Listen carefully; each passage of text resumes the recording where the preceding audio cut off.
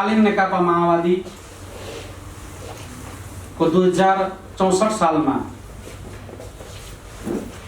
YCL संगठन को केंद्रीय सदस्य थिए। 12 जिला संगठन युवा YCL संगठन को जिला अध्यक्ष थिए र त्यस घटनाका स्वयं म पनि घाइते हुँ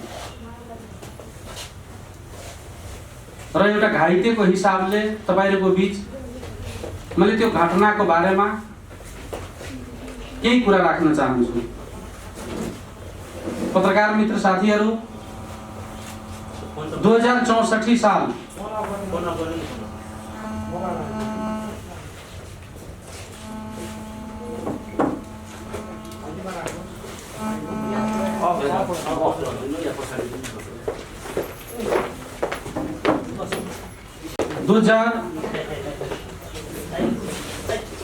साल चैत्र 7 गते पौने 2 बजेको समय थियो। तत्कालीन मधेसी जनअधिकार फोरम नेपाल का नेतृत्व गरिरहेका उपेन्द्र यादव मार्फतका आपराधिक जत्थाले रौतहट जिल्ला का माओवादी साथीहरूले गौर राइस मिलमा औपचारिक रूपमा कार्यक्रम राखेको थियो, स्टेज बनाएको थियो। एकापट्टि अर्कोपट्टि उनीहरूले त्यही फिल्डमा स्टेज बनाएको थियो। जब हामी शान्तिपूर्ण जुलुस गर्दै जाँदा त्यो कार्यक्रममा प्रवेश गर्न आँटेका थियौं।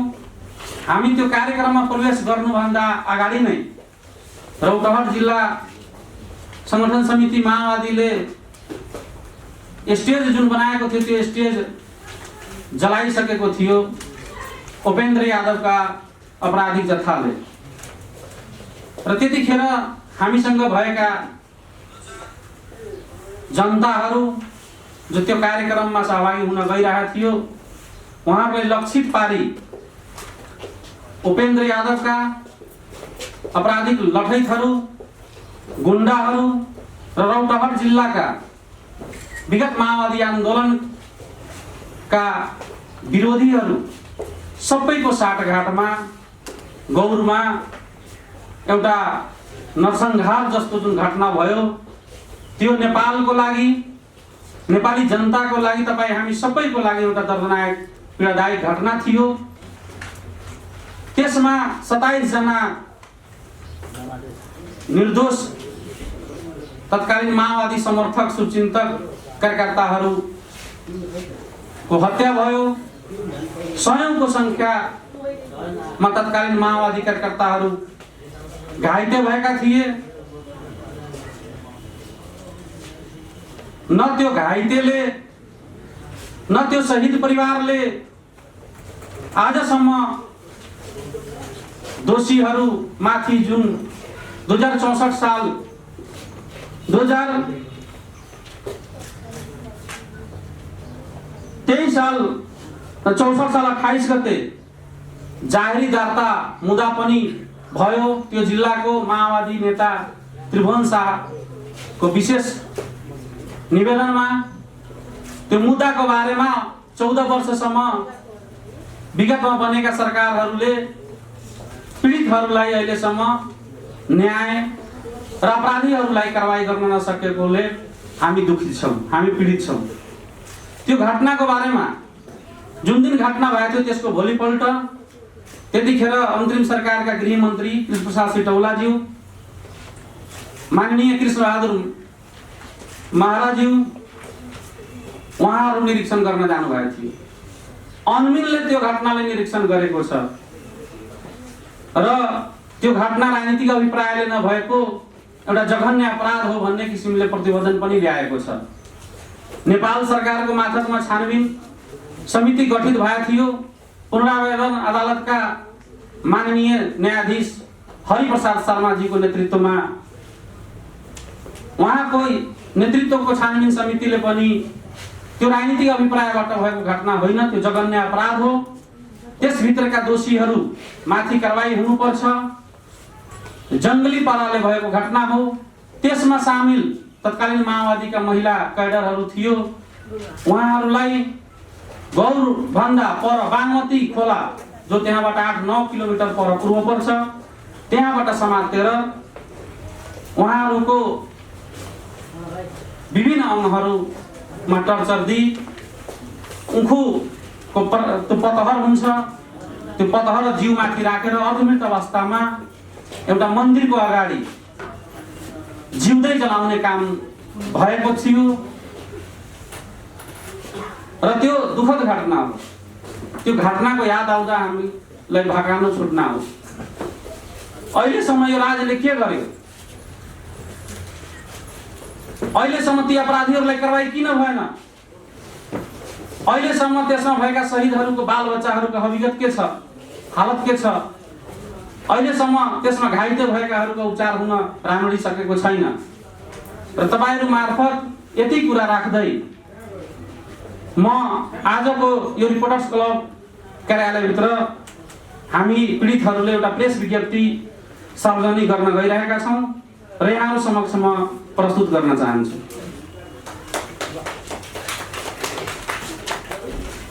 दुई 2063 साल चैत्र 7 गते रौतहटको गौर स्थित राइस मिल चौरमा दिउँसो 1:45 बजे उपेन्द्र यादवको नेतृत्वमा रहेको तत्कालीन मधेसी जनअधिकार फोरमले पेशेवर आपराधिक समूहको जत्थाको उपयोग गर्दै सुनियोजित रूपमा भीषण एवं अमानवीय, अमानुषिक एवं नरसंहारकारी आक्रमणबाट 27 जना सर्वसाधारणको मृत्यु र सयौंको संख्यामा निर्दोष नागरिकहरू घाइते भएका थिए।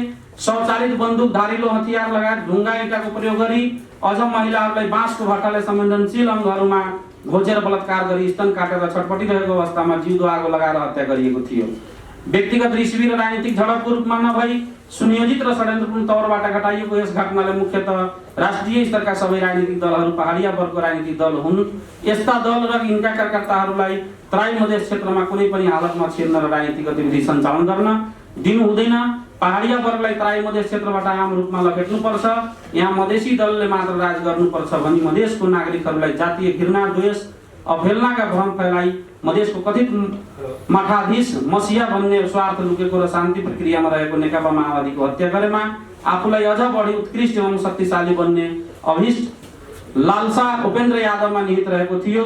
घटनाको वास्तविक तथ्य पत्ता लगाउनको लागि गठित भएको छानबिन आयोगले बुझाएको प्रतिवेदनले घटनालाई राजनीतिक झडप नभई जघन्य एवं अमानुषिक र अमानवीय अपराध गरेको भनी निष्कर्ष दिए तापनि अपराधमा संलग्न अपराधीहरूलाई कानुनी दायरामा ल्याई कारबाही नगरेकोले रौतहट जिल्ला प्रहरी कार्यालयमा मिति 2064 चैत्र 28 गते जाहेरी दर्ता भएको आज 14 वर्ष बितिसक्दा पनि कारबाही भएको छैन। अमानवीय र विभत्स हत्या गर्ने गौर हत्याकाण्डका हत्यारा अपराधीहरूलाई वर्षौं वर्षसम्म पनि अनुसन्धानको दायरामा ल्याई कारबाही नगरेको कारणले पीडितहरूको आँखा अगाडि नै अपराधीहरू खुलेआम घुमिरहेको देख्नु पर्दा हामीलाई अझ बढी पीडा बोध हुन गएकाले दोषीलाई कानुन बमोजिममा विलम्ब कारबाही गर्नुपर्ने, अन्यथा यस घटनालाई अन्तर्राष्ट्रिय न्यायालय वा निकायमा प्रस्तुत गरी अन्तर्राष्ट्रियकरण लगायत राष्ट्रिय स्तर समेतमा विविध प्रकारका सङ्घर्षका कार्यक्रमहरू सञ्चालन गर्न बाध्य हुने भनी सम्माननीय प्रधानमन्त्रीज्यू समक्ष ज्ञापन पत्र राष्ट्रिय मानव अधिकार आयोगलाई ध्यानाकर्षण गराइएकोले यो प्रेस विज्ञप्ति जारी गरिएको छ। मिति 2077-11-23 रूपसागर उपाध्यक्ष संयोजक गौर हत्याकाण्ड सङ्घर्ष समिति जो उहाँ हुनुहुन्छ रूपसागर जी,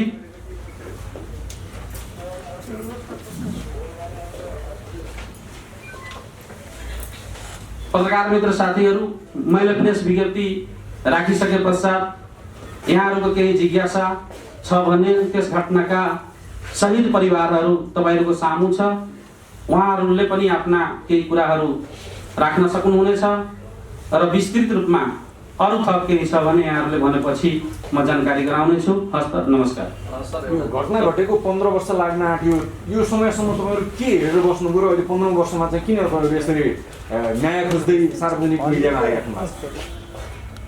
हजुरले जुन भन्नुभयो त्यो घटना घटेको यत्रो वर्षमा तपाईहरु के गरिराख्नु भएको थियो, म नेकपा माओवादीमै निरन्तर थिए र दुई चोटि यो देशमा हाम्रो पार्टीको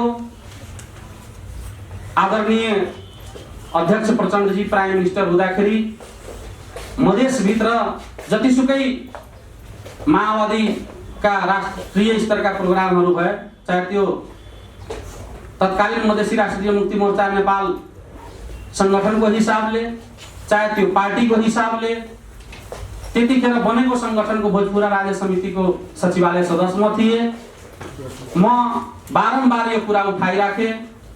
एउटा आशा थियो, विश्वास थियो कि हाम्रा नेताहरूले त्यो घटनाका दोषीहरूलाई कारबाही गराउनेछ, गरिनेछ र उहाँहरू के गर्नुभयो त्यो तपाईहरुको सामु छ र हामीले यतिखेर यो विषयलाई चाहिँ तपाईहरुको सामु यस मानेमा राखेका छौं कि निश्चित रूपमा जुन हामीले हिजो सम्माननीय प्रधानमन्त्रीज्यूलाई ज्ञापन पत्र बुझाए, आज मानव अधिकार आयोगमा पनि हामी ध्यान आकर्षण गरायौं र हामीले विश्वास छ अहिले यतिखेर यो देशमा न्याय हुन्छ।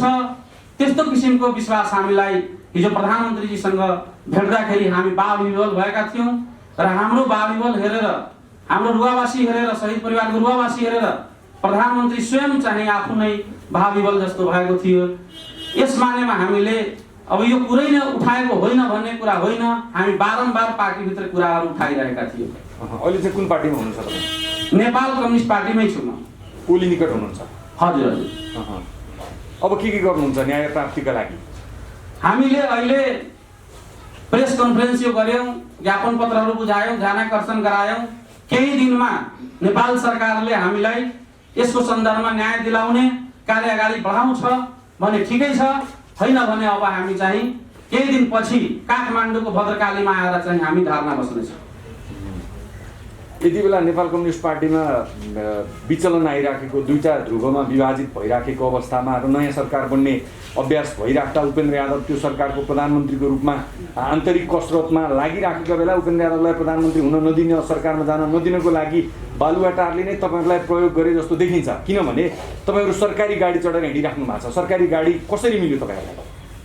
तपाईले जे कुरा भन्नुभयो कि तपाईहरुलाई उपयोग गरेको हो, उपयोग गरिएको पक्कै पनि होइन। उपेन्द्र यादव अर्कै पार्टीको मान्छे यतातिर आएर भएको हो। इतिहासमा उपेन्द्र यादवसँग सँगै एउटै पार्टीमा छँदाखेरि पनि हामीले राजनीति गरेको मान्छे हो। हामीले उपेन्द्र यादवजीलाई चिनेका छैनौँ भन्ने पनि होइन।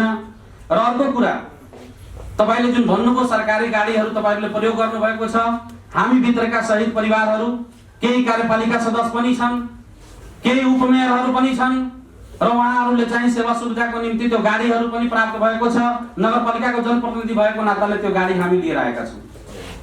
जस्तो सर त्यो चैत 7 गते त्यो टसल अथवा दुईटा छोरा कसरी त्यतातिर गर्दाउन कार्यक्रम तपाईहरु कसरी गर्दै हुनुहुन्थ्यो, अर्को पक्ष कसरी आयो, त्यो बेला भएको एउटा सानो चित्रण मात्र।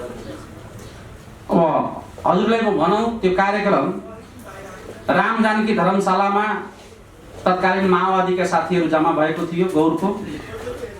त्यहाँबाट शान्तिपूर्ण जुलुस निकाल्दै बीपी चौक हुँदै कार्यक्रम स्थलमा पुग्नै नलाग्दाखेरि त्यसको नजिक पुगेका थियो।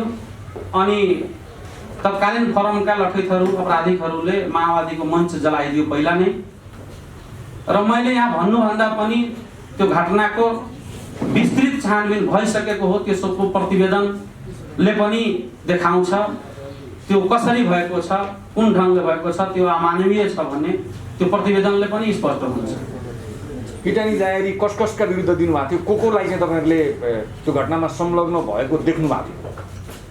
त्यो घटनामा हाम्रो तर्फबाट मूल किटानी जाहेरी उपेन्द्र यादव सहितका रौतहटका मानिसहरू छन्, अपराधीहरू छन्। तपाईहरु सामु सबै अपराधीको नाम खोल्नु अहिले जबसम्म कारबाही भइरहेको अवस्था छैन तबसम्म भन्नु त्यति मैले उपयुक्त ठानेन। होइन, उनलाई कारबाही गराउनको लागि त मिडियाको माध्यमबाट सार्वजनिक गर्नु पर्यो नि। फलानु मान्छेहरू हुन्, उनीहरूलाई चाहिँ राज्यले संरक्षण गर्यो, पार्टीले संरक्षण गर्यो, हामीले न्याय पाएनौँ भनेर जनताको माझमा त भन्नु पर्यो नि। लुकाएर त तपाईले न्याय पाउनुहुन्न नि। उपेन्द्र यादवलाई समातेपछि अरु सबै अपराधीहरू समातिन्छ सँगसँगै। जस्तो तपाईले केही नामहरू बताउँ। उपेन्द्र यादव, पवन सिंह, ललन सिंह, चन्द्रिका सिंह, भूषण सिंह, अजय गुप्ता, बाबुलाल शाह, गौरी शंकर, गगनदेव बैठा, शम्भु शाह, बलराम सिंह कुबर, गणेशमान यादव लगायतका हुन्। त्यतिखेर 28 गते त्रिभुवन शाहले निवेदन दर्ता गराएका हुन्। विस्तृत रूपमा यहाँहरूले त्यो निवेदन जिल्ला प्रहरी कार्यालयमा अझ पनि यथावत छ। हजुरहरू मिडियाको साथीहरू हुनुहुन्छ, तपाईहरुले विस्तृत रूपमा त्यताबाट पनि बुझ्दा हुन्छ।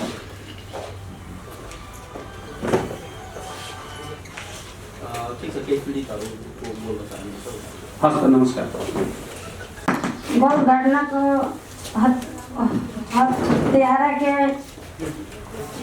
कार्रवाई करे के पड़ी और कथी हत्यारा के कार्रवाई करे के पड़ी, अपने लोगन के कथी कार्रवाई करे के पड़ी और खुला हमनी का समय उ घूमता क्या गाड़ी उ हमनी के देख के अच्छा न लगता, ऐसे हत्यारा के कार्रवाई करे के पड़ी, जैसे भी कार्रवाई करे के पड़ी, हमनी के सहयोग करे के पड़ी, जैसे भी सहयोग करे के पड़ी। हमनी सब शहीद परिवार जगे बहुत पीड़ा बा, दुख बा, केहू के बेटा मरल बा, केहू के पति मरल बा, ई सब केहू के बेटी मरल बा, केहू घायल बा, हमनी के दुख पहुँचल बा। तई कार्रवाई ना होई, उ खुला घूम रहल बा, तो हमनी के अच्छा ना लगता। हमनी के कथी बा कि जे शहीद घोषणा करे के पड़ी, ओकरा बाद में क्षतिपूर्ति के व्यवस्था करे के पड़ी। हमनी के केनहू जाइले तो कोनो ऑफिस में कोनो तो मान सम्मान न मिलल, शहीद घोषणा भेला से हमनी के केनहू ऑफिस में सीडीओ कार्यालय में केनहू गेला पर मान सम्मान मिली।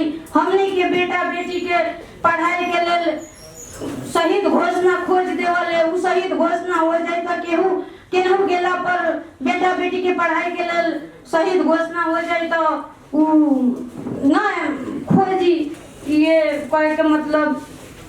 और अब हमनी के शहीद घोषणा ना होई, कार्रवाई ना होई, तो हमनी के आगे बढ़ के जे करे के होई से हमनी करम। अब बोला जथी करे के होई, रोड पर उतरे के होई, अनशन बैठे के होई भाई, अब हमनी के मरे के होई भाई, मुँह में के होई, जे करे के होई से अब हमनी के ऊपर उतर जाए। हमनी अब चुप ना बैठम। आके नाम की है? हमर रूपसागर देवी उपाध्याय।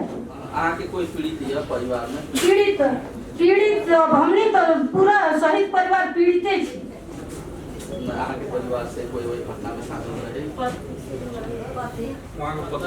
हमर पति आके श्रीमान की नाम रहे वहाँ? नर्मदेश्वर उपाध्याय।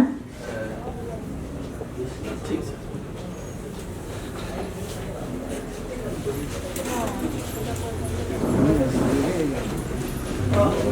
नमस्कार।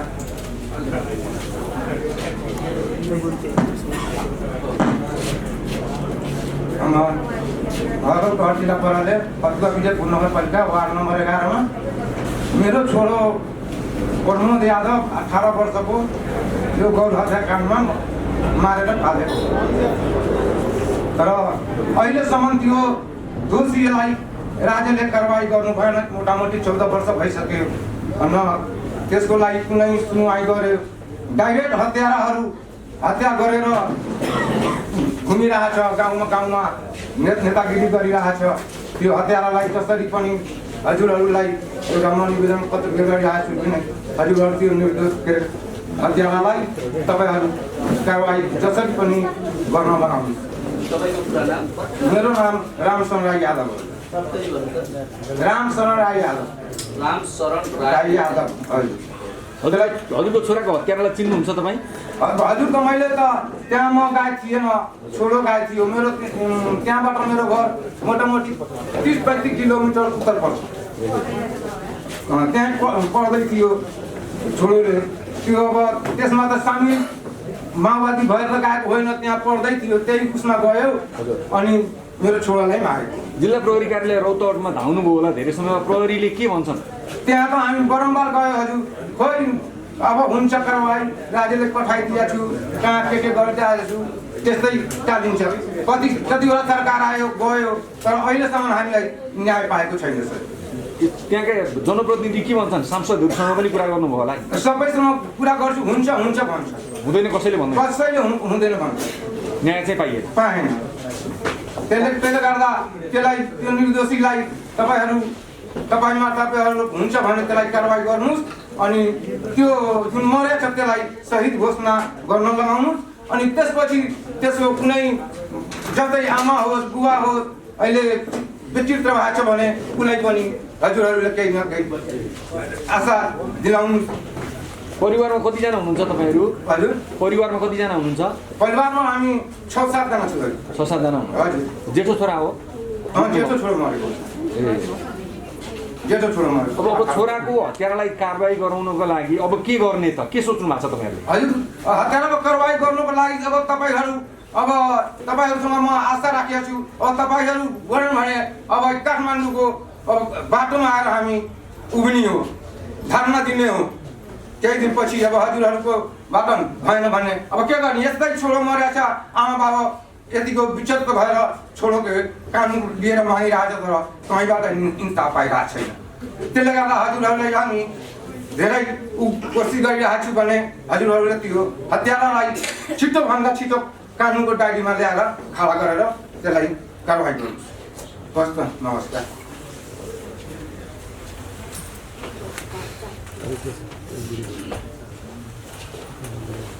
नमस्कार हमार घर बजिंगरवा 2 नंबर क्षेत्र में पड़वा गौर हत्या कांड में हमार बेटी मरन बा दुश्मन का मार देला काबरा ताना मारे था कि मार देली कुछ न कोई पार्टी तो हमरा उचित बात की अपने लंगाल बाड़ी ओकर कार्रवाई होए के चाहिए शहीद घोषणा अपने के कह दू कि हमने के व्यवस्था लाग जाओ और सब पर कार्रवाई करू दुश्मन ताना मारले केनो घर न देले कोनो काम न कर देले 5 बरस आप काटी न देले हमरा बहुत हमने के बेचित बाड़ी बहुत आसरा लगैली पर चढ़ जाऊं जे हमने के व्यवस्था होई शहीद घोषणा होई मगर आज तक ले गुजर कर न सकल बाल बच्चा बा हमने के छोड़ ये कोई तरी अब हमने के अब ना पूछा दिन तो हमने कदे तरफ नहीं बुआ भी रोड पर कोनो व्यवस्था न भइल पर चढ़ सब लोग हमने के आशा देख आज ले हमने चले मगर कोनो व्यवस्था न लगा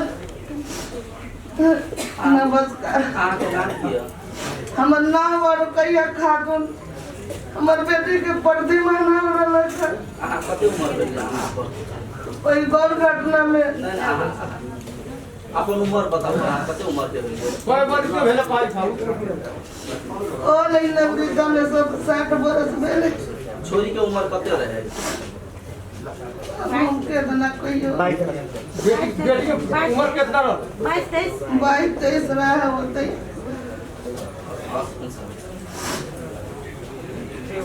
नमस्कार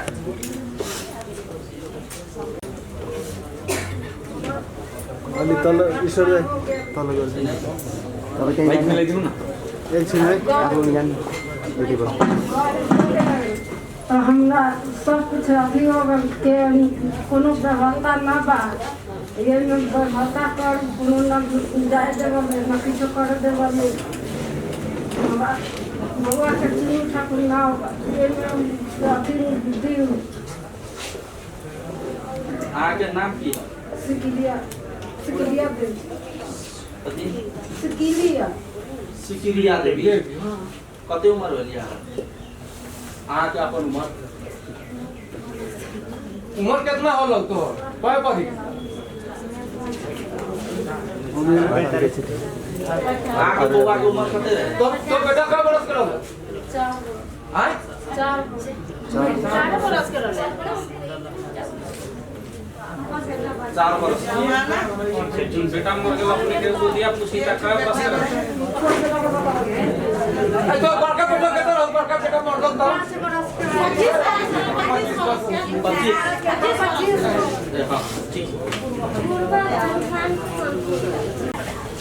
25 माइक चालू कर दो नजीक आओ घर बेल बिठुआ हमनी के घटना भेल गेल जब से हमनी के कोनो प्रधानमंत्री बनलक दुबारी हमनी के कोनो व्यवस्था न कलक न हमनी के बाल बच्चा के कुछो कहलक हमनी के ये करे के हमनी के जब हत्या कैले बा ओकर कार्रवाई करू हमनी के बाल बच्चा के व्यवस्था करू हमनी के शहीद घोषणा सभी के हमनी के सब कोई के शहीद जितना भेल बा जितना सबके शहीद ढंग से पूरा आदि कह के हमनी के शहीद घोषणा होबे करी आ जितना हमनी के शहीद घोषणा मारले बा उतना के कार्रवाई होए के चाहिए हम इतने कहे अहाँके नाम नाम हम किशन देवी। किशन देवी। हाँ। अहाँके के परिवार में पीड़ित हमके गार्जियन मधे मुखिया। महादेव मुखिया। हाँ। आप प्रधानमंत्री संगे भेटिए त की कहल के प्रधानमंत्री?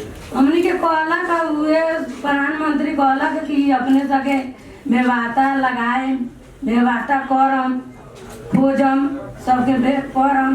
उहे कहला हमनी के उतने बात कह के भेजा जन आप 14 साल से जैसे राजनीतिक या कोनो भी पार्टी से, संसद से, मियाद से, प्रहरी से अहाँ न्याय नहीं पाती है ना, हमनी के कुछो ना भी व्यवस्था भेलवा। सुनू नहीं पाती है। तो आज 14 वर्ष के बाद अहाँ प्रधानमंत्री केपी शर्मा ओली संगे भेंट कर लिए तो अहाँ के ई दोसर संगे भेंट करला अहाँ न्याय नहीं पाती। प्रधानमंत्री से भेंट करला के बाद अहाँ आशावादी छिए कि न्याय मिलत अहाँ के?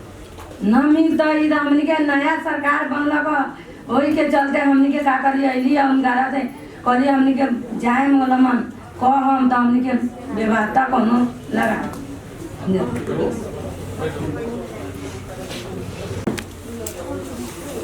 त्यतिखेरको घाइतेको सन्दर्भमा जिल्ला प्रशासन कार्यालय मार्फत सामान्य क्षतिपूर्ति उपचार खर्च राज्यबाट गएको थियो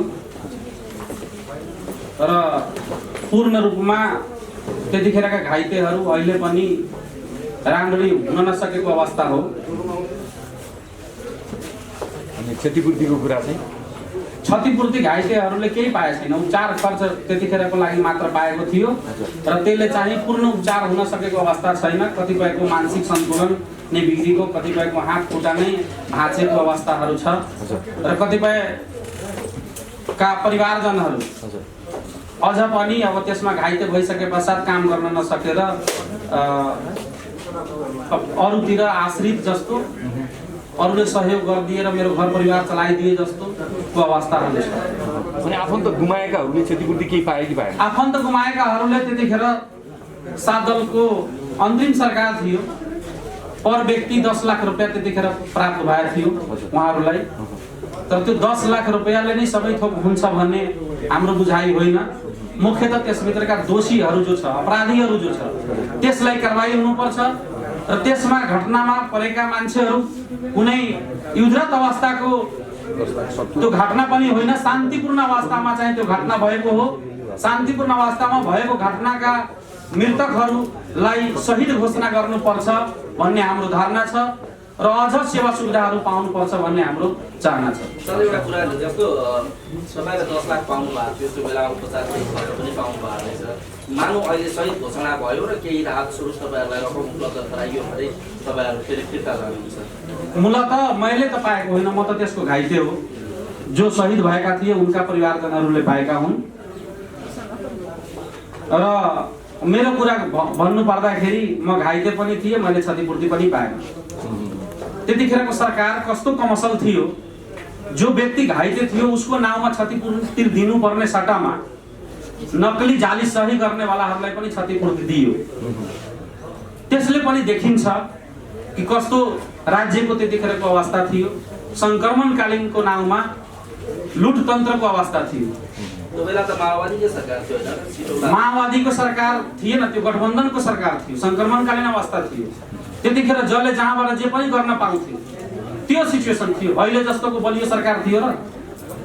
ठिक छ, जस्तो मैले सोध्न खोजेको, मानौ अहिले तपाईँहरूलाई तत्काल केही रकम उपलब्ध गराइयोस् तपाईँहरूको माग अनुसार र तपाईँहरूलाई सही घोषणा गरियो भने, जो मृत्यु भएको छ उहाँहरूलाई सही घोषणा गरियो र घाइते उपचारका लागि केही रकम उपलब्ध गराइयो भने तपाईँहरूको यो आन्दोलन अथवा तपाईँहरूले जुन अगाडि बढ्ने सोच राख्नु भएको छ त्यो बन्द गरिन्छ? मुख्यतः यस्तो छ, क्षतिपूर्ति एउटा विषय हो, शहीद घोषणा गर्नुपर्ने एउटा विषय हो। जो दोषी छ नि, करारवाला दोषी, जसलाई अनमिनले अन्तर्राष्ट्रिय सङ्घ संस्थाले नेपाल सरकारले गरेको छानबिन समिति मार्फत दोषी ठहर गरेको छ, त्यो दोषीहरूलाई अनिवार्य रूपमा तपाईँहरूको सहयोगबाट कारबाही हुनै पर्छ भन्ने हाम्रो यो पहिलो माग हो। शहीद घोषणा हुनुपर्छ, त्यसपछि शहीद परिवार र घाइते परिवारहरूको समुचित व्यवस्थापन हुनै पर्छ भन्ने यी मागहरू हाम्रो पछिका माग हो। तर दोषीहरूलाई कारबाही हुनै पर्छ। उपेन्द्र यादवहरूलाई जेल नहालेसम्म तपाईँहरू ब्याक हुनुहुन्न होइन? अब कर्तव्य जान मुद्दामा नेपाल सरकारले जुन कानुन अवलम्बन गरेको छ, नेपालको जुन संविधान छ, त्यो संविधान बमोजिम उपेन्द्र यादव लगायत सहितका त्यसका दोषीहरूलाई कारबाही हुनैपर्छ। तपाईँहरूलाई एउटा कुरा स्पष्ट गरौँ, तपाईँहरूले चाहिँ जुन यो हत्या गर्यो त्यसमा अपराधीलाई चाहिँ सजाय दिनु हो कि तपाईँलाई क्षतिपूर्ति चाहिएको हो कि उपचार खर्च चाहिएको, तपाईँलाई कुन कुरा भयो भने चाहिँ तपाईँ सन्तुष्ट? फर्स्टमा हामीलाई चाहिँ दोषीहरूमाथि कारबाही हुनुपर्छ। सेकेन्डमा त्यो शान्तिपूर्ण अवस्थामा भएको घटना हो, त्यसमा शहीद जो मान्छेहरू भए, जो साथीहरू मेरा भए, उनीहरूलाई राज्यले चाहिँ शहीद घोषणा गर्नुपर्छ र तिनका परिवारजनहरूलाई समुचित व्यवस्थापन राज्यले गर्नुपर्छ। मुख्य कुरा अरू नभए पनि हुन्छ, यो चाहिँ हुनैपर्छ भन्ने कुन छ? अपराधीहरूलाई कारबाही हुनैपर्छ र त्यही मात्र होइन के, मैले भने नि शहीद पनि घोषणा हुनैपर्छ र उनीहरूको परिवारले समुचित राज्यबाट व्यवस्थापन गर्नै पर्छ। अनि तपाईँहरूले 10 लाख रुपियाँ त पैसा लिइसक्नुभयो नि त, अनि फेरि कारबाही गर्नुपर्छ भनेर? तपाईँको ज्यानको मूल्य यदि 10 लाख नै रहेछ भने पैसा किन लिनु? संसारले त्यस्तै मान्यता दिएको छ, नेपाल सरकारले त्यही मान्यता दिएको छ। जुन घटना घटिसकेपछि त्यसपछि पैसा लिएर तपाईँले त्यसो भए तपाईँले, म भन्दैछु, तपाईँले मारदिदामा 10 लाख दिन्छ भने तपाईँ मान्नुहुन्छ? त्यतिखेर पैसा लिन हुँदैन? त्यो मानवीय नैतिकता हो। गर्नु पर्थ्यो नि त उहाँलाई। त्यो तपाईँको कुरा हो, हाम्रो कुरा होइन। हामी पीडितहरू न्याय नहुन्जेलसम्म सङ्घर्ष गरिरहनेछौँ। हस्, थ्याङ्क यू।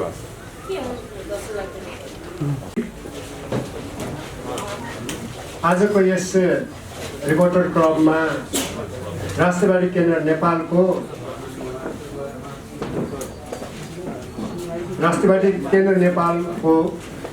कार्यक्रममा म राष्ट्रवादी केन्द्र नेपाल केन्द्रीय अध्यक्ष, उपस्थित सङ्गठनको जिम्मेवार नेतृत्वज्यूहरू, आदरणीय गुरुवर्गहरू लगायत पत्रकारज्यूहरूमा म साधुरामको तर्फबाट जय राष्ट्रवाद।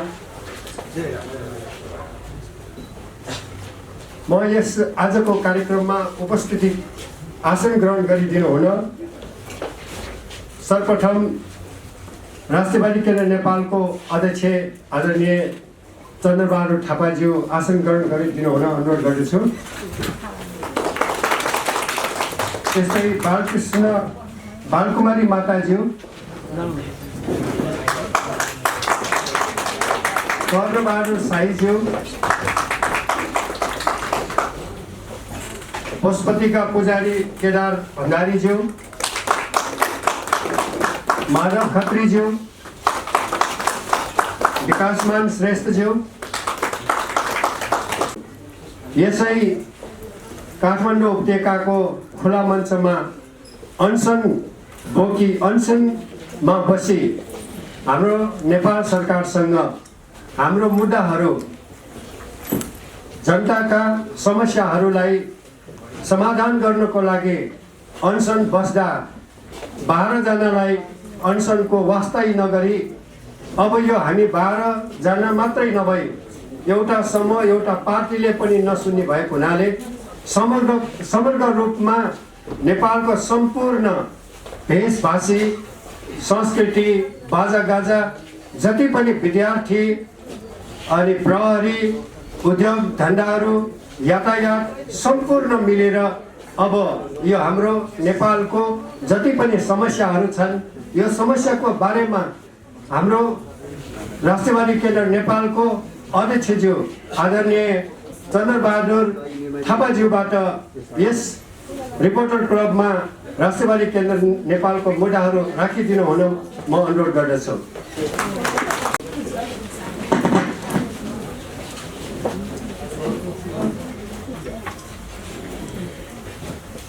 उपस्थित पत्रकार मित्रहरू, अलि यसो बटार्नुपर्छ, बटार्दै गर्दा चल्छ। उपस्थित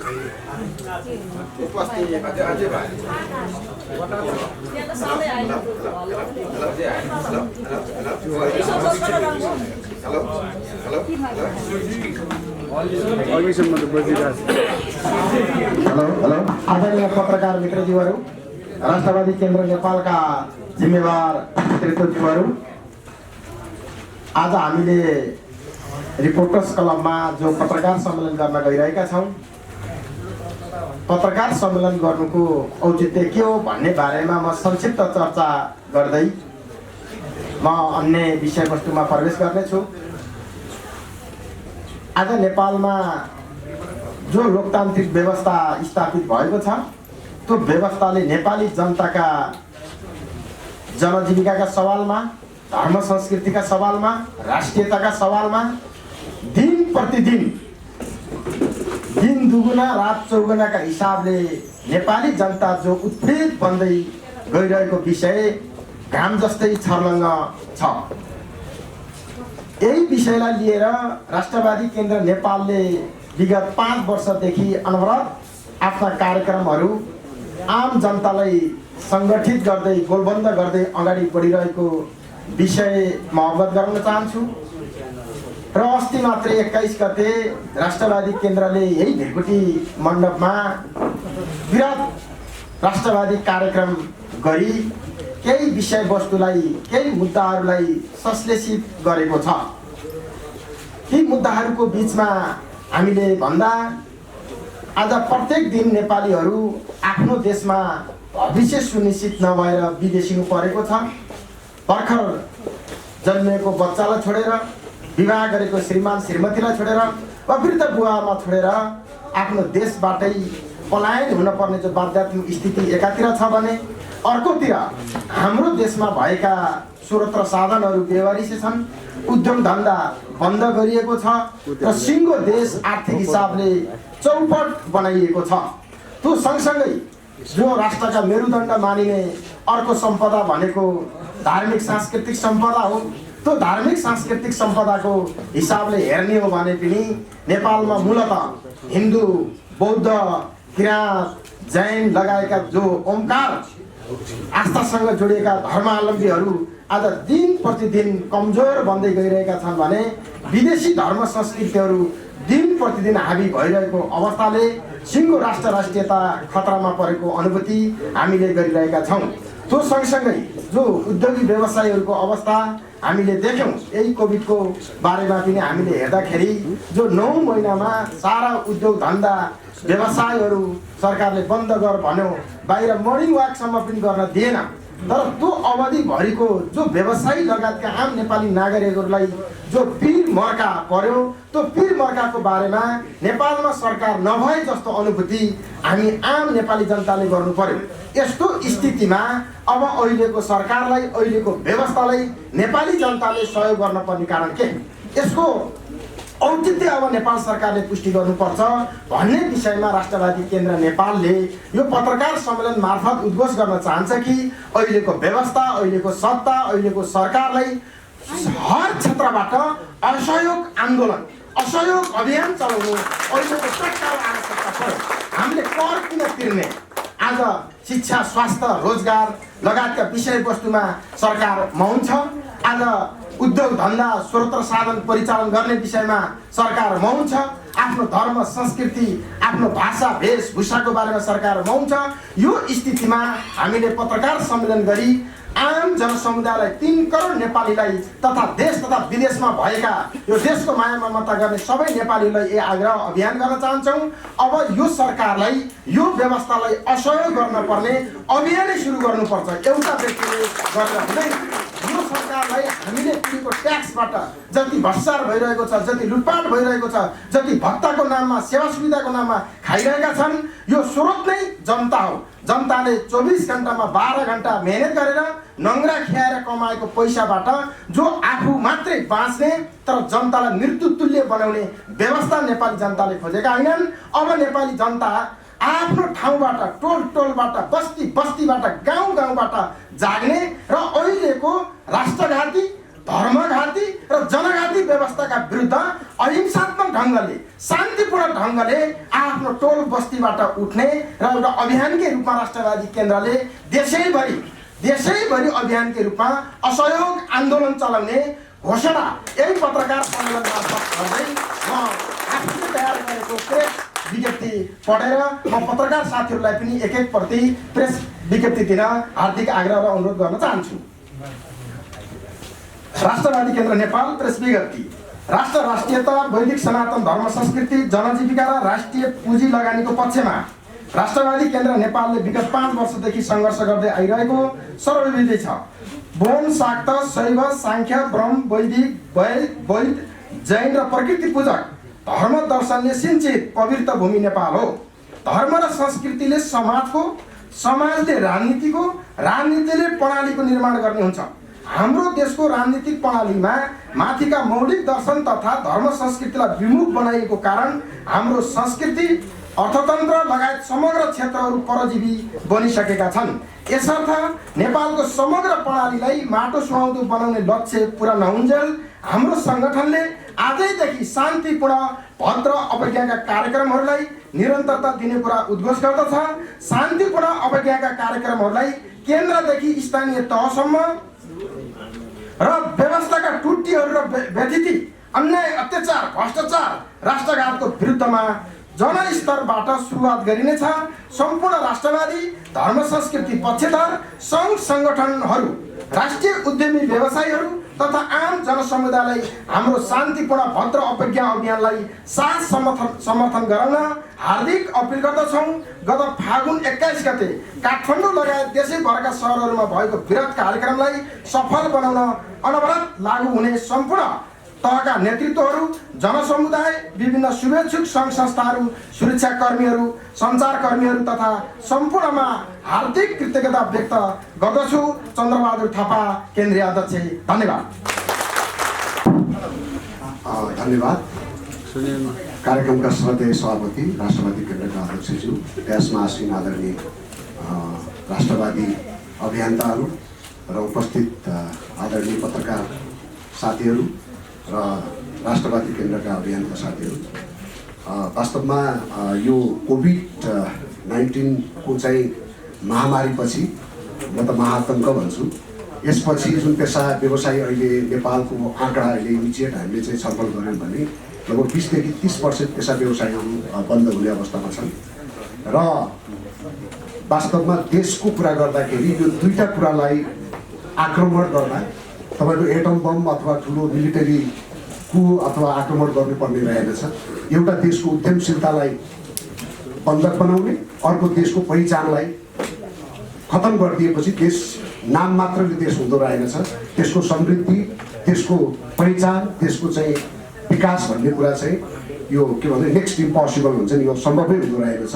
त्यो रियलाइजेसनका साथ राष्ट्रवादी केन्द्रले विगत 5 वर्षदेखि अभियान चलाएको छ र अस्ति 21 गते वृहत आमसभा हजारौँ 40,000 को हाराहारीमा 5वटा नाकाबाट जनस्तरबाट चाहिँ विभिन्न संस्कृति, हाम्रो समृद्ध संस्कृति परम्परा झाँकीसहित उपस्थित भएर यो भिलकुटी मण्डपमा हामीले एउटा सङ्घर्ष उद्घोष गरेका छौँ।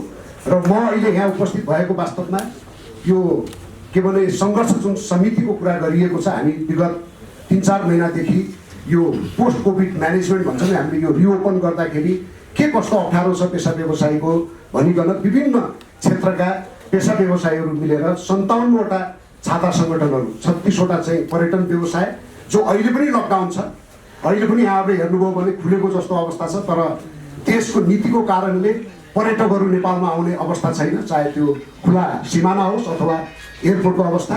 त्यसले गर्दाखेरि विगत 13-14 महिनादेखि कतिपय क्षेत्रहरूले अहिलेसम्म एउटा बिल काट्न पाउनु भएको छैन, ध्वस्त भएको अवस्था छ। यो ध्वस्त हुँदाखेरि यो जुन स्वरोजगारी र रोजगारीको कारणले आज 99% यो निजी क्षेत्रबाट जुन रोजगारी यो देशले पाएको छ त्यो ध्वस्त हुने अवस्थामा पुगेको छ। र त्यसरी निर्माण व्यवसाय, यातायात लगायत हामी 57वटा सङ्गठनहरूले अस्ति बालुवाटारमा पनि हामीले घेराउ गऱ्यौँ र यो सङ्घर्ष समिति राष्ट्रवादी केन्द्रको पहलमा बनेको र म संयोजक भएको र म राष्ट्रवादी केन्द्रको अभियन्ता भएको नाताले यहाँहरूसँग मैले चाहिँ जोड्न खोजेको, भन्न खोजेको कुरा के हो भने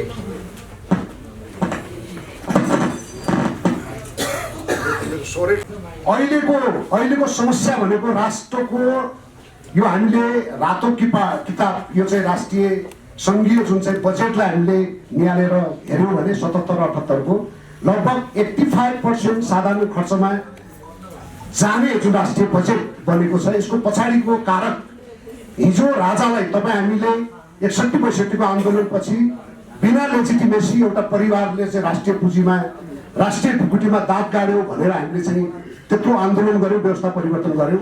आज लगभग तपाईँको प्रत्यक्ष गाउँपालिकासम्म वडासम्म हेर्दाखेरि सदस्य सहित गर्दा 24,000 इलेक्टेड र लगभग 2 लाख जति जुन राजनीतिक हिसाबमा जोडिएका राजनीतिक कर्मीहरू जुन चाहिँ मूलधारका राजनीतिक कर्मीहरूको यो चाहिँ के भन्दा राष्ट्रिय ढुकुटीमा जुन किसिमको चाहिँ उहाँहरूले चाहिँ कब्जा गर्नुभएको छ, जसका कारणले आज अर्थव्यवस्था नै तपाईँको के त भन्दा डिपेन्डेन्ट अर्थव्यवस्थाको रूपमा अगाडि छ। र मौद्रिक नीतिको कुरा गर्दाखेरि यो पोस्ट कोभिड म्यानेजमेन्ट भनेर जुन सहुलियत र के अरे पुनर्तालिका गर्ने, थप कर्जा गर्ने भनेर जुन चाहिँ मौद्रिक नीति लागू गरियो, त्यो मौद्रिक नीति अनुसार जुन मध्यम वर्ग, निम्न मध्यम वर्गका पेसा व्यवसायहरू जसले स्वरोजगारी सिर्जना गरेका छ, जसले 99% देशको चाहिँ रोजगारीलाई ओगटेको छ, त्यो क्षेत्रले राष्ट्र ब्याङ्कले नै वितरण गरेको 1 खरब 48 अरब रकममा लगभग तपाईँको चाहिँ के त भन्दा यो वर्गले 99% ओगटेको वर्गले 1-2% पनि त्यसमा हिस्सा पाएको छैन। र वास्तवमा एउटा अभिजात वर्ग, एउटा चाहिँ हामी हिजो भन्ने गर्थ्यौँ हाम्रो पुरानो चलनमा जुन चक्रवृद्धि ब्याज अथवा तपाईँको के भन्दाखेरि हिजोको साहुकारहरू भन्थ्यौँ, त्यो किसिमको आजको जुन के अरे राष्ट्र ब्याङ्कले बनाएको नीतिको कारण र राष्ट्र ब्याङ्क त्यसको ढाल भएको कारण 28वटा इजाजत प्राप्त ब्याङ्कहरूले जुन लोन प्रवाह गरेका छन्, त्यो 1 खरब 48 अरबमा 1 अरब भन्दा माथि चाहिँ त्यो चाहिँ के त भन्दा त्यो अभिजात वर्ग जसको ब्याङ्कमा होल्ड छ, जसको त्यो चाहिँ अर्थनीतिमा कब्जा गर्नु भएको छ, उहाँहरूले नै यो सहुलियत दरको कर्जा उहाँहरूले पाउनु भएको राष्ट्र ब्याङ्कको तथ्याङ्क दिन्छ। मैले यो प्रसङ्ग किन जोडेको भने यो भनेको कोभिड, यो पोस्ट कोभिड म्यानेजमेन्ट अन्तर्गतको यो कन्टिन्जेन्सी प्लान अन्तर्गतको मात्र कुरो होइन, समग्र यसको ब्याकअप भनेको मौद्रिक नीति हो। मौद्रिक नीति भनेको यो देशको चाहिँ जुन अर्थनीति छ, राज्य व्यवस्थासँग जोडिएको विषयवस्तु भएको हुनाले आज हामीले चाहेर नचाहेर अभियानको रूपमा राष्ट्रवादी केन्द्रले जुन एउटा युवाहरूको रोजगारीलाई सुनिश्चित गर्नुपर्छ भनेर जुन अभियान हामीले चलायौँ, यो अभियान राजनीतिमा गएर ठोकिएको, राजनीतिक व्यवस्थासँग गएर ठोकिएको हुनाले एकचोटि हामीले फेरि यो चाहिँ गएको विगत 2 दशकसम्म पनि यो सङ्घीय शासनको नाममा जुन चाहिँ आयातित विचार, आयातित शासन, आयातित तपाईँको चाहिँ जुन किसिमको नीति छ, यसलाई तपाईँको चाहिँ के अरे यो एउटा भेजाउट नीति हो। र जनताको स्तरमा हेर्नुभयो भने, डेलिभरीको स्टेजमा हेर्नुभयो भने यो डेलिभरी दिन नसक्ने सिस्टमलाई विशेष गरेर आर्थिक हिसाबले, अर्थनीतिको हिसाबले यो भेजाउ भएको हुनाले यसलाई टुङ्गाउनु पर्छ भन्ने किसिमले यो अभियान हामीले राष्ट्रवादी केन्द्रको मूल नेतृत्व अथवा मूल अभियानसँग जोडेर यो देशको अर्थव्यवस्थालाई हामीले चाहिँ गर्ने र यो विदेशी नै जुन किसिमको हाम्रो चाहिँ यो के अरे युवा ऊ छ त्यसलाई हामीले चाहिँ कम गर्ने भन्ने खालको हाम्रो यो अभियान भएको हुनाले यहाँहरूलाई म पत्रकार साथीहरूलाई के अनुरोध गर्न चाहन्छु भने अहिले हामी चाहिँ धर्मको हिसाबले जति पनि पक्षहरू यो चाहिँ यो यति सनातन हिन्दू धर्मको बारेमा हामीले चर्चा गर्छौँ, त्यो यो जसका कारणले हाम्रो पहिचान छ त्यो एउटा पक्ष छ भने अर्को पक्ष यो पेसा व्यवसायको कारणले जुन एउटा अर्थव्यवस्था फेकेको छ, राष्ट्रिय पुँजी, राष्ट्रिय ढुकुटीमा जुन 99% मध्यम वर्ग, निम्न मध्यम वर्गको योगदान छ, त्यो वर्गलाई बचाउनुको लागि चाहिँ हामीले जुन पेसा व्यवसाय आज 57वटा सङ्गठन जोडिएर जुन काम गरेका छौँ राष्ट्रवादी केन्द्रको पहलमा, यसलाई पनि हामी सँगै यो अभियानसँग जोड्ने र यसलाई एकदम ग्राउन्डमा एकदम तल्लो स्तरसम्म लगेर कम्तीमा यो चाहिँ अर्थको जुन चाहिँ एउटा दासत्व यो चाहिँ अर्थनीतिको कारणले भएको छ, यसबाट मुक्ति भएर तपाईँ सम्झिनु होला। दुईटा कुरा मात्र म गर्न चाहन्छु। एउटा, यहाँहरू अहिले राति सुत्दाखेरि तपाईँको 8% इन्ट्रेस्ट रेट छ, ब्याङ्कले बिहान उठ्दाखेरि SMS पठाउँछ 10% 12% भन्छ, तपाईँले बाध्य भएर लागू गर्नुपर्छ, दोहोरो छलफलै हुँदैन। यो भनेको संसारको कुनै पनि कुरामा कुनै पनि ब्याङ्कले यस्तो ज्यादती गर्न सक्दैन। अर्को कुरा, जुन बेस रेटमा तपाईँको जुन इन्ट्रेस्ट दिन्छ त्यो भनेको निजीको कुरा गर्दाखेरि 5% हो, त्यसमा जुन थप गरेर कर्जा दिन्छ, थोरै कर्जामा तपाईँको बढी रिस्क भयो भनेर हामीलाई 15, 14, 16, 17, 18% मन लागि जुन किसिमको ब्याज रकम थुपारिन्छ, यो संसारको कुनै पनि ब्याङ्क, कुनै पनि त अर्थनीतिले यसलाई संरक्षण गर्दैन, तर नेपालको राष्ट्र ब्याङ्क, नेपालको अर्थनीतिले संरक्षण गर्छ। यो भनेको देशलाई जहिले पनि पराधीन गर्ने र हाम्रा स्वदेशी लगानीलाई निस्तेज गर्ने भएको हुनाले राष्ट्रवादी केन्द्रको प्रमुख नाराको रूपमा स्वदेशी पुँजीलाई स्थापित गर्ने र यहाँका स्वरोजगारीलाई स्थापित गर्ने र हाम्रो चाहिँ के त भन्दा राष्ट्रिय पुँजीलाई स्थापित गर्ने यो अभियान भएको हुनाले यो अभियानलाई हामीले अगाडि बढाएका छन्। यो मैले जोड्नुपर्ने कारण यो पेसा व्यवसायको एउटा संयोजकको हिसाबले पनि मैले यहाँहरूलाई अनुरोध गरेको, हाम्रो अध्यक्षज्यूले सारा कुराहरू भनिसक्नु भएको छ, अवश्य पनि इन्ट्रेक्सनमा धेरै कुराहरू क्लियर होला। यति भन्दै यहाँहरूको यो चाहिँ गरिमामा जय राष्ट्रवाद, जय श्री पशुपतिनाथ। आजको यो पत्रकार सम्मेलनका हाम्रा राष्ट्रवादी केन्द्रका अध्यक्षज्यू, सम्माननीय अध्यक्ष सागर थापाज्यू र सम्पूर्ण हाम्रो राष्ट्रवादी केन्द्रका प्रमुख नेतृत्वकर्ता र सम्पूर्ण राष्ट्रवादी केन्द्रका साथीहरू र सम्पूर्ण पत्रकार मित्रहरूमा जय राष्ट्रवादको अभिवादन टक्राउन चाहन्छु। र हामीले यो अहिले राष्ट्रिय रोएको स्थिति छ। हाम्रो राष्ट्रियता, हाम्रो धर्म, हाम्रो संस्कृति, हाम्रो परम्परा, हाम्रो सम्पदा सबै अहिले नष्ट भएको स्थिति छ। देश सङ्कटपूर्ण स्थितिमा छ र अहिले हामीले हरेक दिन हरेक क्षेत्र, हरेक ठाउँ र धार्मिक स्तर पनि सम्पूर्ण रूपमा अहिले सङ्कटपूर्ण छ र अहिले देश रोएको स्थिति छ र हामी धार्मिक समाजदेखि लिएर हाम्रो सम्पूर्ण उपत्यकावासी लिएर राष्ट्रिय नै अहिले रोएको स्थिति छ र सङ्कटपूर्ण छ र भर्खरै कोभिड-19 को कारणले जुन क्षति भएको छ त्यो त छँदैछ र त्यसमा पनि सरकारले कुनै सहयोग गरेको स्थिति छैन र अहिले विशेष म धर्म सम्बन्धी लिन्छु। म पशुपतिनाथको एउटा पुजारी, एउटा जिम्मेवार व्यक्तित्व पनि हुँ र अहिले पशुपति जो 9 महिनासम्म हामी लकडाउन हुँदा घरमा थुनिरहेको अवस्थामा हामीले भगवानको अन्तिम अवस्थामा जाने भनेको भगवानकोमा त्यो पनि बन्द राखेको स्थिति थियो र त्यो खोल्नुपर्छ भन्दा हामीलाई जेल नेलको स्थिति हामी भोग्नुपर्ने स्थिति छ र यस्तो सरकारले जुन अहिले एउटा अजिम्मेवारीपूर्ण जुन हिन्दूहरूको, सनातन हिन्दूहरूको यो विश्व एउटा 94% हिन्दूहरूको यो हामीले लिन्छौँ र 2 करोड हिन्दूहरूको यो आस्थाको केन्द्र यो हजारौं 15,000 वर्षदेखि यो हिमालय श्रृङ्खला सँगसँगै उत्पन्न भएको यो सनातन हिन्दू संस्कृति, यो नेपालको जुन हाम्रो अस्तित्व मेटिएको स्थिति छ र हाम्रो कुनै नागरिक, कुनै जन चाहिँ आवाज बिना, कुनै कसैको उनै नभइकन एउटा बाहिरी एउटा उसमा जुन धर्म निरपेक्षता लागू गरिए र त्यसमा पनि हामी चुप छौँ र किन हामी 94% हिन्दू सनातनी भइकन पनि हामी चुप छौँ। त्यसै कारणले हामी अब मान्न तयार छैनौँ। हाम्रो राष्ट्रियता अहिले मेटिएको स्थिति छ, हाम्रो धर्म मेटिएको स्थिति छ र हाम्रो सनातन मेटिएको स्थिति छ र सम्पदाहरू सबै नष्ट भएको स्थिति छ र त्यस कारणले यसलाई बचाउनु पर्छ। यो नै हाम्रो धर्म हो, यो नै हाम्रो राष्ट्रियता हो र यो नै हाम्रो पहिचान हो। यसलाई बचाउनको लागि राष्ट्रियवादी केन्द्र नेपालले यो जुन अस्ति 21 गते हाम्रो ओमकार र राष्ट्रिय झण्डामा हामी एकबद्ध भएर हामीले एउटा विशाल हामी र्याली गर्यौं र यो सभा गर्यौं र यो एउटा हामीले एउटा सानो प्रयोग एउटा मात्र थियो र अब हामीले यसलाई सम्पूर्ण देशवासी, सम्पूर्ण राष्ट्रियहरूले अब एकजुट भएर यो राष्ट्रिय र धर्म बचाउनको लागि लाग्नुपर्ने बेला आएको छ र त्यसकारणले हामीले सम्पूर्ण धार्मिक जनहरू, सम्पूर्ण संस्थाहरू एकबद्ध हुने हामीले एकबद्ध भइसकेका छौँ र सम्पूर्ण धार्मिक समाजहरू अब एक भएर हामी यो राष्ट्रियवादी केन्द्रको सँगसँगै हामी यो धर्म संस्कृतिलाई बचाउन हामी अघि बढ्न लागि परेका छौँ र सबैलाई जो छुटिएका छन् उहाँहरूलाई हामी आह्वान गर्न चाहन्छौँ। भने त्यस्तै उपत्यकावासी हामी नेवा समाज पनि आफ्नो धर्म, संस्कृति, संस्कार जो बचाएर बसेका सम्पूर्ण नेवा समाजहरू, हाम्रो उपत्यकावासीहरू जो अस्ति हामीले विभिन्न धिमे लाखे र विभिन्न झाँकी सहित जुन हाम्रो संस्कृतिलाई देखाउने पहल हामीले अस्ति ओमकारका राष्ट्रिय झण्डासँगै हामीले प्रस्तुति गर्यौं। अब हामी सम्पूर्ण उपत्यकावासी एक हुनेछौँ, एक भएको स्थिति छ र हामी सबै उत्रेर, सबै नेवा समाज, सम्पूर्ण उपत्यकावासी उत्रेर यो धर्म, यो हाम्रो संस्कृति, हाम्रो सम्पदा र राष्ट्रियतालाई जोगाउन हामी अब सडकमा उत्रन हामी सबै आह्वान गर्दछौँ र यही म प्रेस विज्ञप्ति मार्फत सम्पूर्ण उपत्यकावासीलाई म अनुरोध गर्न चाहन्छु। किनभने अहिले उपत्यकाको प्राचीन जुन हामी बस्ती भनिरहेका छौँ, चाहे गुरु योजनाको नाममा त्यो बस्तीहरू भट्काइरहेका छन् सरकारले, चाहे तपाईँको सडक निर्माणको रूपमा होस्, चाहे स्मार्ट सिटीको नाममा होस्, हाम्रा साथीहरू, हाम्रा यहाँ स्थायी सोवासीहरू, आदिवासीहरू जो उपत्यकावासीहरूलाई अहिले लपट्टे जुन प्रिप्लान भइरहेको छ, त्यो संस्कार बचाइरहेका, त्यो धर्म बचाइरहेकोलाई हटाइरहेको छ, त्यो हामी मान्न तयार छैनौँ। त्यसकारणले अब हामी सशक्त रूपमा संयुक्त भएर हामी यो आन्दोलनमा अगाडि बढ्न गइरहेका छौँ र सबैको साथ र सहयोग र एकबद्धता साथ हामी अगाडि बढ्ने छौँ भन्ने म यहीबाट प्रतिबद्धता जाहेर गर्न चाहन्छु। हाम्रो आफ्नो अर्को कुरा, हाम्रो मातृभाषा, आफ्नो स्वभाषा बोलिँदा पनि हाम्रा साथीहरूलाई जो जेल नेलको स्थिति भोग्नुपर्ने स्थिति छ। त्यसै कारणले हामीले अब हाम्रो धर्म, संस्कृति र हाम्रो राष्ट्रियताको जोगाउनको लागि सम्पूर्ण नेपालीहरू, 3 करोड नेपालीहरू र त्यस्तै विश्वका जुन 2 करोड हिन्दूहरूको जो आस्थाको केन्द्र पशुपतिनाथ लगायत सम्पूर्ण यो नेपाल जो सनातन हिन्दू राष्ट्रलाई बचाउनु छ।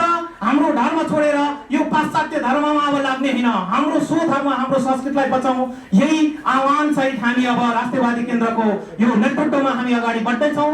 छिटै हामीले सरकारलाई यही हामीले जहिले अहिले भर्खरै हाम्रा अध्यक्षज्यूले अवज्ञाको जुन देशभरि नै हाम्रो स्थानीय निकायदेखि लिएर सम्पूर्ण देशभरि हामीले यो आन्दोलनलाई घोषणा गरिसकेका छौँ र हामी टोलमा हामी आफ्नो क्षेत्रमा र देशभरि नै हामी धर्म, संस्कृति, परम्परा र राष्ट्रियताको लागि एक भएर सबै नेवा समाज, त्यस्तै सम्पूर्ण जात जाति र त्यस्तै सम्पूर्ण राष्ट्रवादीहरू, सम्पूर्ण नेपाली नागरिकहरू एक भएर अब यो नागरिक आन्दोलनको हिसाबले अगाडि बढ्दैछौँ र सबैलाई सहयोग र साथको लागि पनि अनुरोध गर्न चाहन्छु।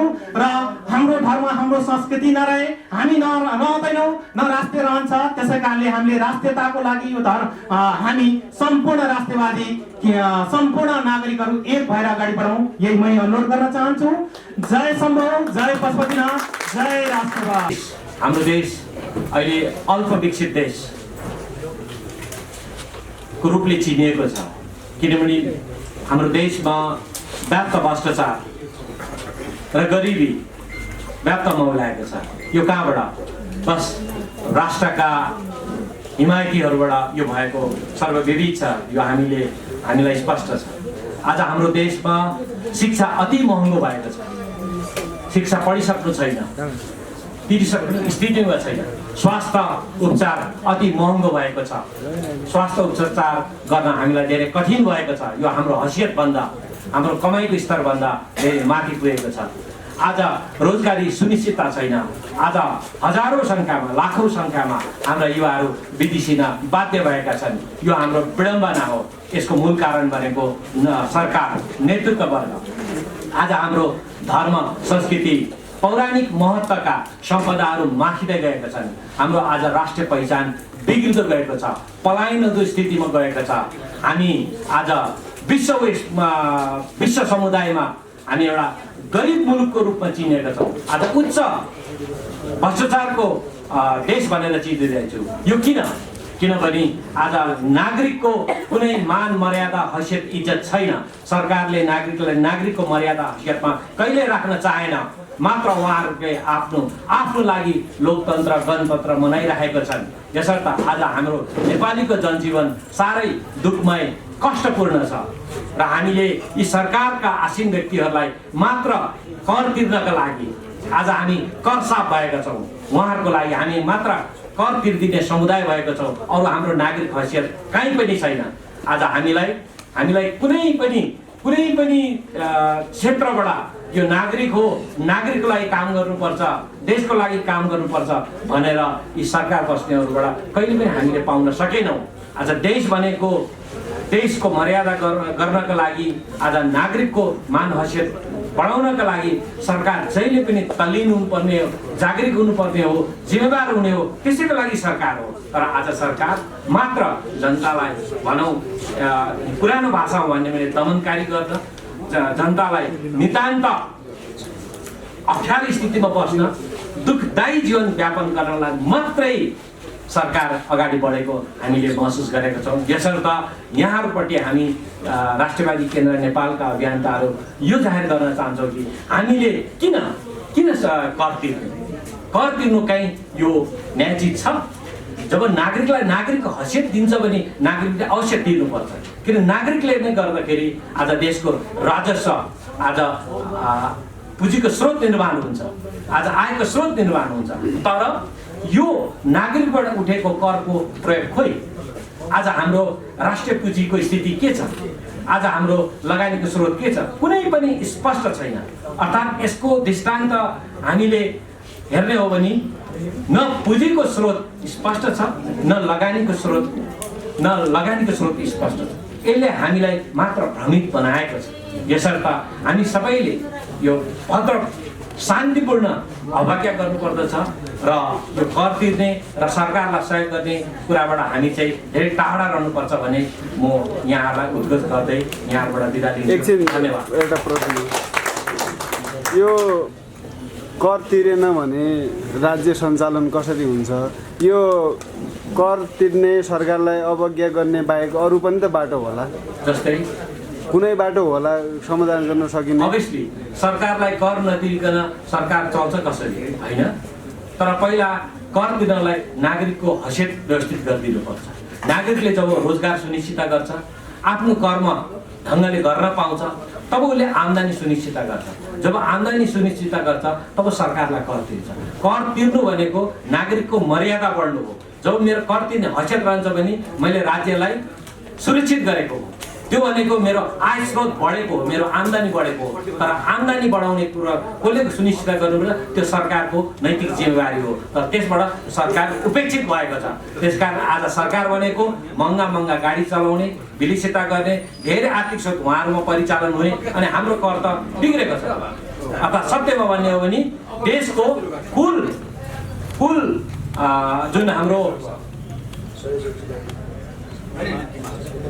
जुन हाम्रो आर्थिक बजेट हुन्छ त्यसको अहिलेको डाटा अनुसार सुन्छौँ 60% भन्दा बढी त यी विभिन्न कर्मचारी मन्त्रीहरूमा मात्रै खर्च भएको देखिन्छ। अनि विकास खर्च खै विकासमा कति लगानी भएको छ? र 20% त हेर्छौँ हामी विभिन्न विदेशी ऋणहरूको ब्याज तिरेर साउ तिर्दै गएको छ। अनि 20%ले बल्ल बल्ल खर्च विकासका क्षेत्रहरूमा लगानी होला, त्यो लगानीमा पनि यता चुडिने होला। अनि विकास खै? अनि कर तिरेर कहाँ सुनिश्चित छ? बरु मैसँग रहेको मेरो ढङ्गले केही त गर्न सक्छु। के थप प्रश्न राख्न चाहनुहुन्छ? धन्यवाद। लेन्स, क्यामेराको लेन्स, कलम देशको सुदृढीकरणको लागि र बेचितीको लागि सोची पनि रहेको छ। र अझै विशेष रूपमा चाहिँ अहिले देशको बेचिती कुसंस्कारका विरुद्धमा र भएका सकारात्मक कुराहरू छन् भने त्यो किसिममा अझ जागरुकताका साथ आइरहेको छ र अझै स्पिड अप गरेर आओस् भन्ने पहिलो आफ्नो भावना राख्दै यहाँहरूको जिज्ञासा होला। यो राष्ट्रवादी केन्द्रले धार्मिक कुराहरू पनि उठाइरहेको छ। यो नेपाल त यो धर्म निरपेक्ष देश हो, यो किन कुरो उठाइरहेको छ, यहाँ के भइरहेको छ र यो राष्ट्रवादी केन्द्र भन्ने कहाँबाट उत्पादन भयो? यो कतै मोदीबाट सञ्चालन हो कि अथवा राजाबाट सञ्चालित हो कि? यहाँको त्यो जिज्ञासा पनि हुनसक्छ। र यहाँको खोज पत्रकारिताले पत्ता लगाइदिनुहोस्, त्यो हाम्रो अनुरोध हो। हामी कहीँबाट पनि सञ्चालित छैनौँ, एक पवित्र सुगन्ध मातृभूमिको माटोबाट सञ्चालित छौँ। हामी भन्छौँ, गर्वले भन्छौँ, राष्ट्रवादी केन्द्र एउटा स्वाभिमानी नेपालीहरूको एउटा समूह हो। यदि हाम्रो संयोजक लगायत हामी कुनै न कुनै कोणबाट, या राजाबाट होस्, या दिल्लीबाट होस्, या उत्तरबाट होस्, कहीँबाट छ भने यहाँहरूको खोज पत्रकारिताले नङ्ग्याइदियोस्, हाम्रो शुभकामना छ।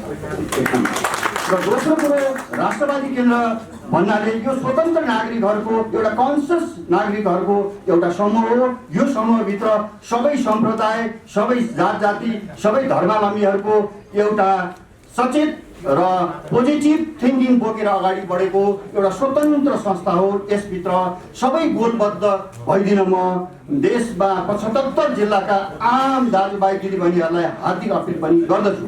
र राष्ट्रवादी केन्द्र मात्र यो हो कि यसले जम्मा दुईटा यसका कम्पोनेन्टहरू छन्। एउटा पेट्रियटिजम छ, एउटा सोभरेन्टी छ। त्यो पेट्रियटिजम र सोभरेन्टी त्यो अवस्थामा दरिलो र गर्विलो हुन्छ। अहिलेका परमार्मीहरूबाट यो सम्भव हामीले देखेनौँ।